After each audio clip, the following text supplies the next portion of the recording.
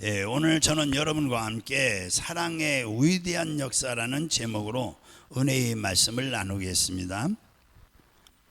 혼자 사랑하는 것을 뭐라고 그래요? 짝사랑이라고 하는 것입니다. 이 짝사랑에는 사랑이 가져다주는 행복이나 즐거움은 없습니다. 사랑의 최고의 존재가 하나님이십니다. 하나님은 최고의 사랑으로 사람들을 사랑하시고 또 사람들이 그 사랑에 회담하는 최선의 노력을 다할 때 크신 은혜와 기쁨이 다가오는 것입니다. 독일의 유명한 정신과 의사인 한스 요하임 막스 박사님은 현대 사회를 인간관계 모든 문제들은 사랑의 결핍에서 비롯되었다고 주장하고 있습니다. 사랑의 결핍을 채우려는 잘못된 방법이 서로의 상처를 주고 개인적인 인생을 망치고 심지어 인류 역사에도 위협이 된다는 것입니다. 사랑의 결핍은 사회적으로 많은 문제를 야기하는데 이 세상의 사람으로는 그 사랑으로 결핍으로는 채울 수가 없는 것입니다. 일찍이 어거스틴은 하나님만이 채울 수 있는 빈 공간이 있다고 말하고 있는 것입니다. 우리가 어떠한 동기든지 막다른 골목에 있다는 생각이 나고 모든 인간에게 버림받았다고 생각이 나고 마음의 황량함은 말로 다 할 수가 없는 것입니다.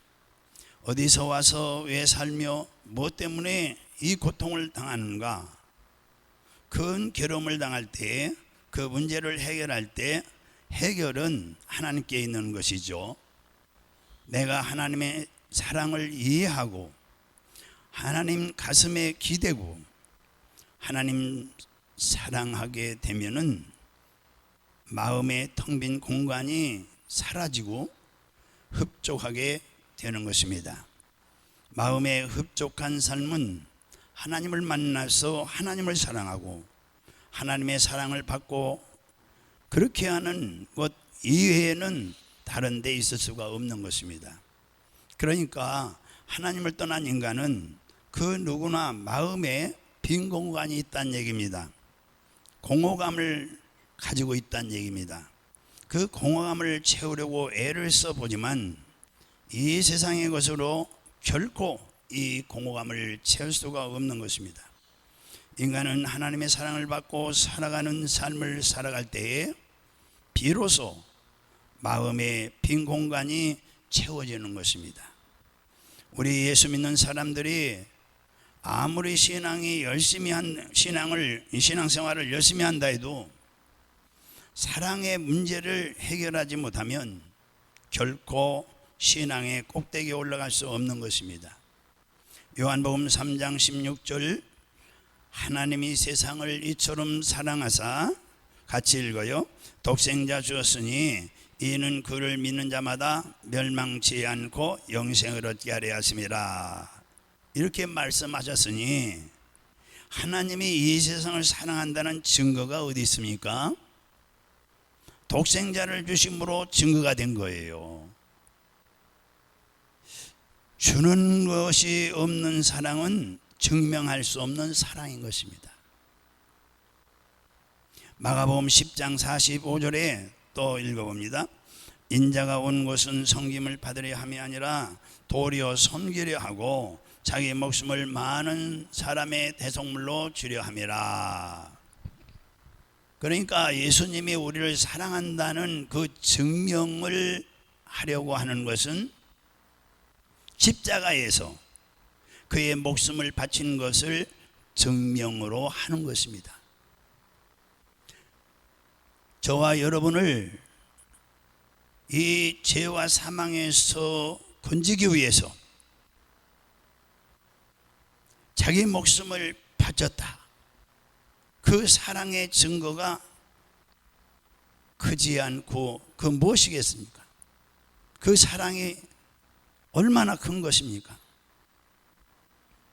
그러니까 하나님께서는 아브라함이 목숨을 바쳐 당신을 사랑하기를 원하셨어요. 그래서 백세의 아들을 누구죠? 백세의 이삭을 하나님이 주셨어요. 그 백세에 낳은 이 아들이 이제 자라서 한 13, 14세쯤 되었을 때 얼마나 이쁘겠어요. 눈에 넣어도 아프지 않을 정도죠. 그러지 않겠어요? 그러한 눈에 넣어도 아프지 않을 정도의 그 아들을, 정말 너무너무 귀여운 아들이죠. 그런데 하나님 아버지께서 하루는 아브라함아, 내 사랑하는 아들 독자 이삭을 데리고 모리아 산에 가서 산 제물로 드려라. 묶어서 목에 생명의 핏줄을 끊고 팔다리를 잘라서 하나님께 제물을 드리라는 것입니다. 아주 엄청난 말이죠. 아마 아브라함이 보통 사람들의 신앙을 가졌더라면 그 말씀을 듣고 상당히 낙심을 하고 절망하고 타락했을 것입니다. 아브라함은 그 아들에게 하나님이 너와 나와 같이 가서 제사드리라고 하신다, 그렇게 말하고 부인 사라에게도 그렇게 말하고 그 두 사람이 이제 출발을 합니다. 하루를 걸어서 저녁이 되었어요.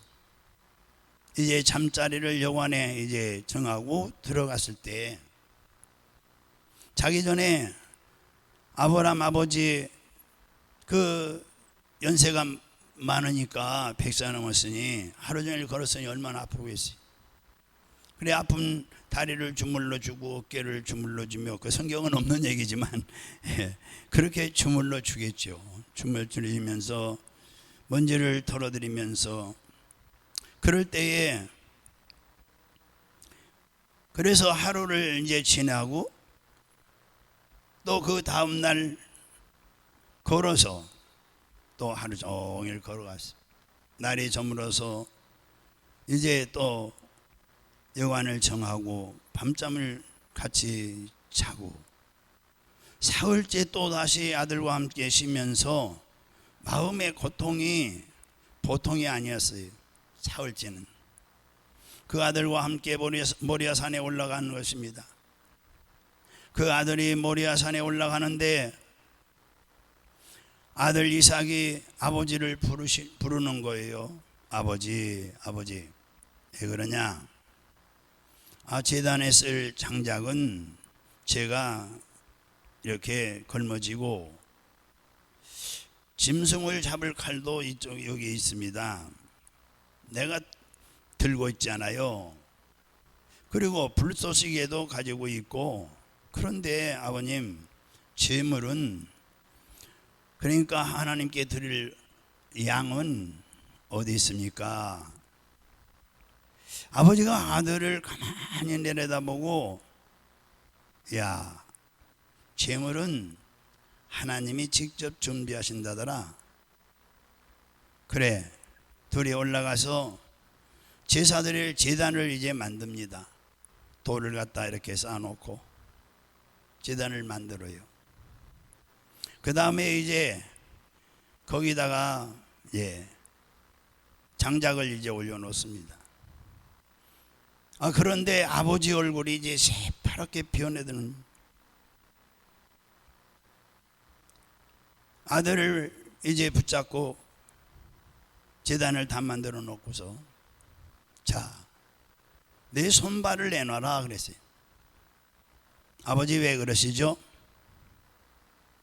하나님이 너를 잡아 제물로 드리라고 하신다. 어쩐지 미친 것 같더라. 아버지가 어떻게 나를 잡을 수 있습니까? 뭐 그렇게 해야 할 것인데 하나님께서 나를 잡아 드리라고 하시면 마땅히 그렇게 해야지요 하고 손발을 내놓았습니다. 아들 이삭도 보통이 아니죠. 그래, 아버지가 이삭을 묶어서 장작 위에 얹어 놓고서 칼을 뽑아서 목을 치려고 하는데 하늘에서 벼락같이 하나님이 고함을 치는 소리가 들리는 거예요. 우리 창세기 22장 11절에서 12절을 우리 같이 읽겠습니다. 여호와의 사자가 하늘에서부터 그를 불러 이르시되 아브라함아 아브라함아 하시는지라. 아브라함이 이르되 내가 여기 있나이다 하매 사자가 이르되 그 아이에게 내 손을 대지 말라. 그에게 아무 일도 하지 말라. 내가 내 아들 내 독자까지도 내게 아끼지 아니하였으니 내가 이제야 내가 하나님을 경외하는 줄 아노라. 아멘. 그러니까 하나님을 사랑하고 존경한다는 증명을 아브라함이 아들을 죽이는 것까지 하면서 하나님을 사랑한다는 증명을 한 거예요. 증명. 사랑을 증거하기 위해서는 무엇을 드려야 된다는 얘기죠. 드려야 된다는 얘기예요. 하나님은 아브라함에게 이제 한없는 복을 주신 것입니다. 빈손으로 사랑할 수 없는 것입니다. 기독교 상담가 캐리 박사는 사랑을 표현하는 5가지 방법을 책에 썼는데 그 5가지 중에 첫째가 인정 많은 말이 사랑을 증명하는 것이다 그랬어요. 어떻게 증명해요? 인정만을. 저도 이걸 읽고서 교회에서도 그러고, 제가 요양원에 가면 또 직원들이 한 10명 넘게 있어요. 그러면은 목사님 하죠. 제가 항상 이 말을 이 생각이 나서 그저 말로 인심을 써야 되겠다 내가.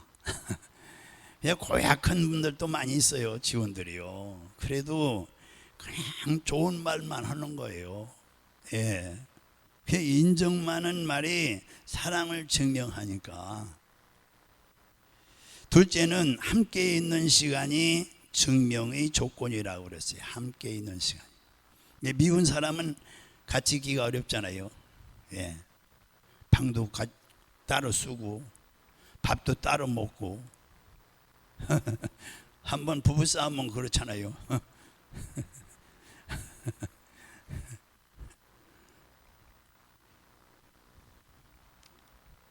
셋째는 선물입니다.